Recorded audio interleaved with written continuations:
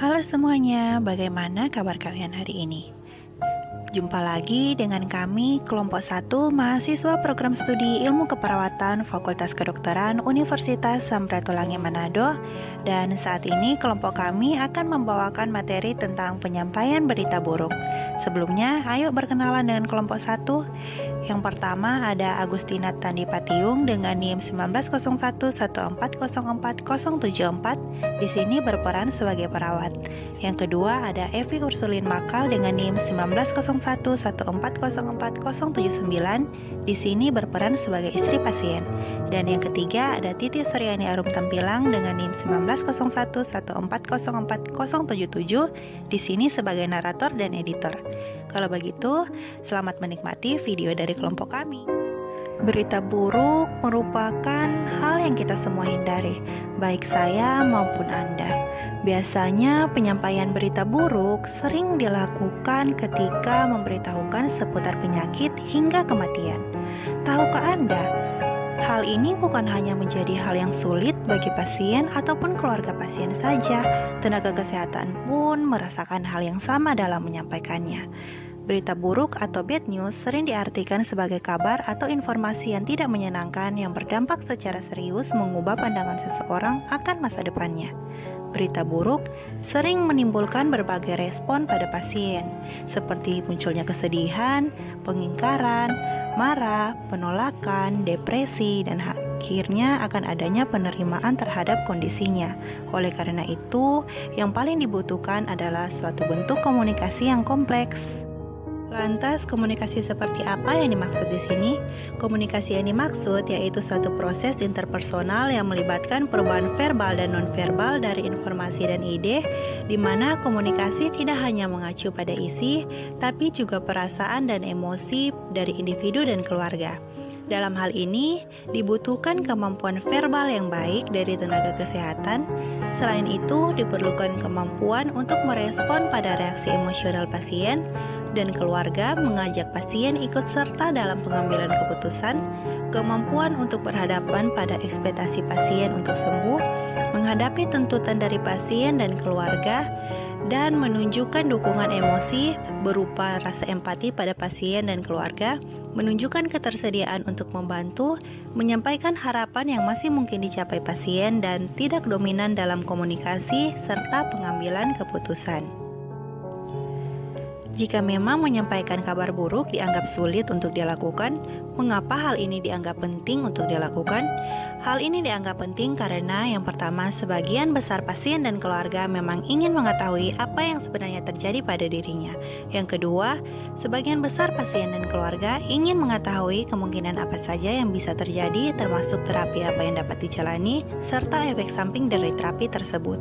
Yang ketiga, jika seorang perawat menahan informasi dari pasien, perawat tersebut sudah mengurangi otonomi dari pasien. Yang keempat, jika akhirnya pasien mengetahui adanya informasi yang tidak diberikan, maka hal ini akan menyebabkan hilangnya rasa percaya pasien terhadap perawat. Tahukah kalian, ada beberapa kesalahan yang umumnya dilakukan saat penyampaian berita buruk. Kesalahan yang biasanya dilakukan, misalnya menyampaikan berita buruk bukan di tempat yang menjamin privasi seperti di lorong rumah sakit, di pintu IGD, dan lain-lain. Yang kedua, adanya interupsi atau pemberian penjelasan yang terpotong atau terganggu karena adanya suatu hal, misalnya ketika melakukan penyampaian berita buruk, tenaga medis yang menjadi informan malah menjawab telepon, HP berbunyi, ada perawat yang minta tanda tangan, dan lain-lain. Yang ketiga, penyampaian kabar buruk atau informasi melalui telepon. Hindari hal ini karena perawat tidak tahu bagaimana kondisi dan situasi pasien saat menerima kabar buruk tersebut. Yang keempat, perawat terlalu banyak bicara. Hal ini bukan menenangkan pasien, malahan akan menimbulkan rasa tidak nyaman pada pasien ataupun keluarga. Yang kelima, adanya efek iatrogenik, yaitu keadaan di mana berita buruk yang disampaikan malah memperburuk kondisi pasien baik secara fisik maupun psikologis, atau bahkan menimbulkan gangguan baru baik secara fisik maupun psikologis. Lalu hal-hal apa saja yang dianggap penting ketika menyampaikan berita buruk? Yang pertama, terkait isi. Yang dimaksud di sini yaitu apa saja yang dibicarakan dan seberapa banyak informasi atau keterangan yang diberikan oleh perawat kepada pasien dan keluarga pasien. Yang kedua, support. Yang dimaksud di sini adalah aspek suportif dalam komunikasi perawat. Jadi, apakah dalam menyampaikan berita buruk ini perawat bersikap baik, memberikan support atau dukungan yang cukup, serta mampu memberikan jawaban atas pertanyaan-pertanyaan yang diajukan oleh pasien.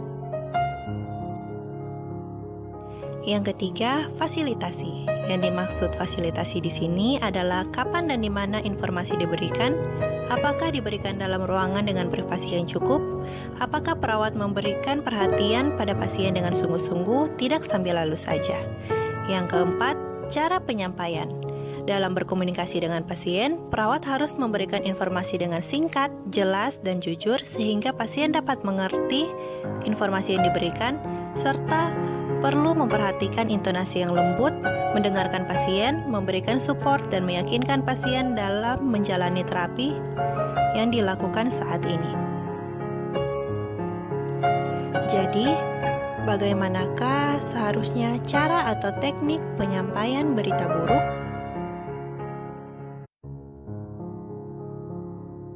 Dalam menyampaikan berita buruk, yang harus diperhatikan yaitu yang pertama, tempat diskusi. Hindari menyampaikan informasi di lorong rumah sakit, di pintu IGD atau tempat-tempat yang tidak menjamin privasi pasien dan keluarga, serta memberikan informasi dengan singkat, jelas, dan jujur sehingga dapat dimengerti oleh pasien, dan tetap perlu memperhatikan intonasi di mana menggunakan intonasi bicara yang lembut. Yang kedua, pasien maupun keluarga pasien saat menerima informasi atau berita buruk terkait kondisinya sebaiknya ditemani oleh orang terdekat, karena saat itu mereka membutuhkan dukungan atau support dari sekitar. Dan jika kondisi pasien tidak memungkinkan untuk mendengarkan informasi yang akan diberikan, maka hal ini dapat disampaikan kepada penanggung jawab pasien, misalnya keluarga pasien. Yang ketiga, kita sebagai tenaga kesehatan harus dapat membaca situasi kapan seharusnya kita menyampaikan informasi terkait berita buruk tersebut. Dan yang patut diingat, sebelum menyampaikan informasi, kita harus menanyakan kesiapan pasien atau keluarga pasien saat menerima informasi tersebut. Hal ini untuk menghindari adanya perburukan kondisi setelah mendengar informasi yang diberikan.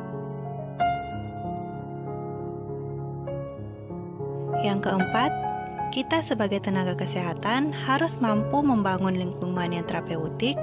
Dalam hal ini, tidak membuat lingkungan yang menimbulkan adanya tekanan dan ketidaknyamanan pada pasien maupun keluarga pasien saat mendengarkan informasi yang akan disampaikan.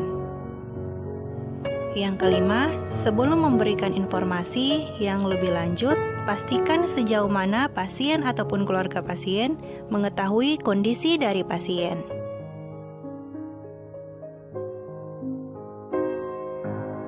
Yang keenam, dalam menyampaikan informasi, gunakanlah kata-kata yang lugas. Yang ketujuh, usahakan untuk sesering mungkin berhenti. Hal ini dilakukan untuk memberikan kesempatan kepada pasien dan keluarga pasien untuk memahami informasi yang diberikan serta mengungkapkan perasaannya setelah mendengarkan informasi yang diberikan.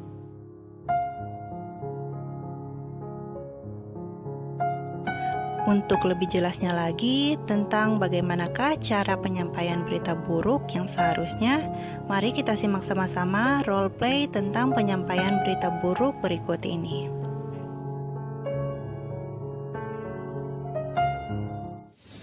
Berdasarkan hasil pemeriksaan dan observasi, klien atas nama Tuan Joni yang dirawat di ICU mengalami perburukan kondisi. Oleh karena itu, pagi ini perawat diminta untuk memberitahukan kondisi klien kepada keluarga klien.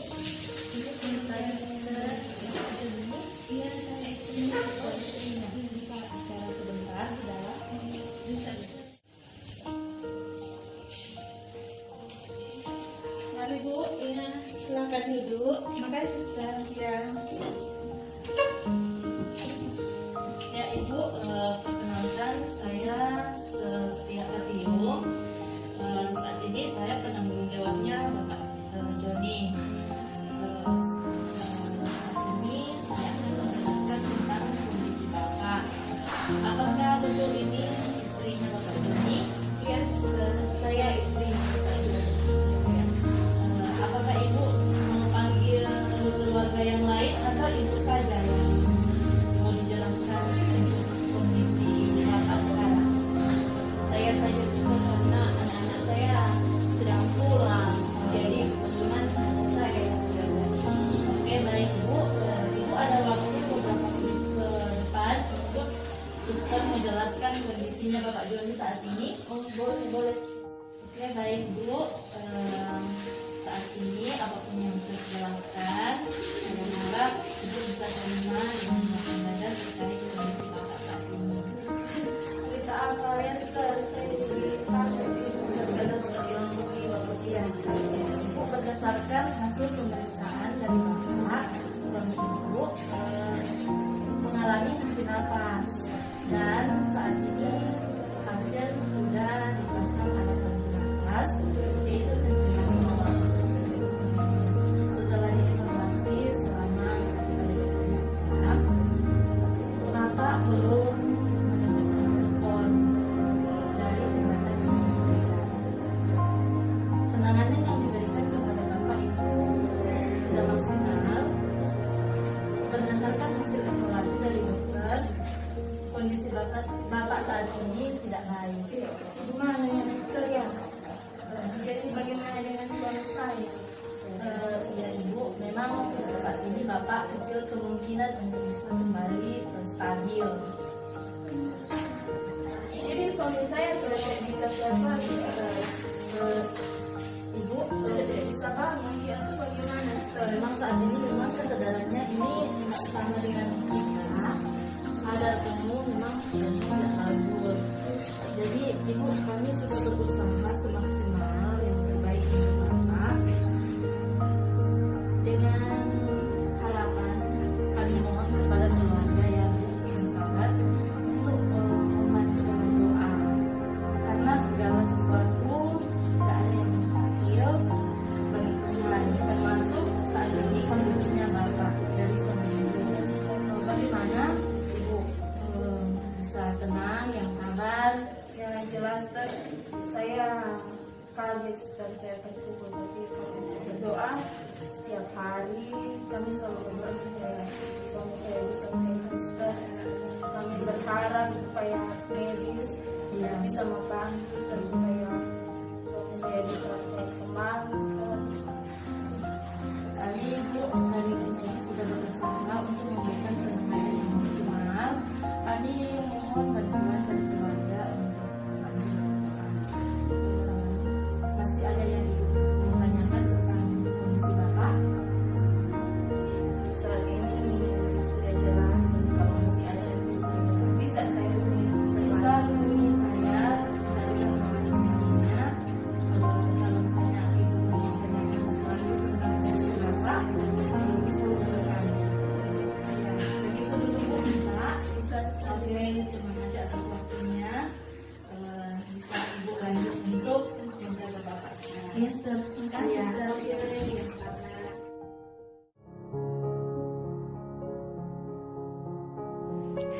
Nah, itu tadi video penjelasan serta role play tentang cara penyampaian berita buruk dari kelompok kami, yaitu kelompok 1.